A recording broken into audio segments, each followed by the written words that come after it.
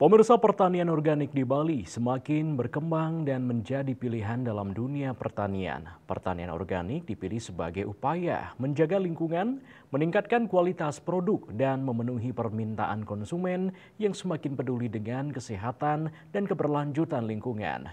Untuk mendukung pertanian berkelanjutan, para pelaku pertanian organik harus diperhatikan dan diberdayakan.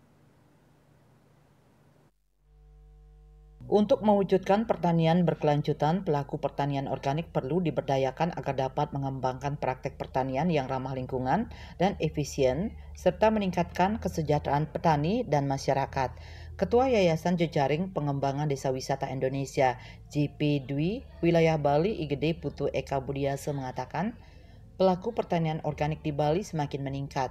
Untuk itu, pemerintah diharapkan memperhatikan keberadaan para petani, di mana para pelaku pertanian organik harus diberdayakan seperti memberikan edukasi dan pelatihan kepada para petani maupun masyarakat sekitar tentang pentingnya pertanian organik, cara bercocok tanaman organik, dan manfaatnya bagi lingkungan dan kesehatan. Selain itu, memahami pentingnya pemasaran dan branding dalam memajukan pertanian organik juga perlu dilakukan. Sebenarnya peningkatannya itu tinggi. Peningkatannya tinggi itu bisa kita lihat dari banyaknya kelompok pemerhati organik dan banyaknya juga hasil-hasil pertanian organik yang memang dimintakan sertifikasi, diuji labkan. Ini kita dampingi dan langsung kita lakukan itu.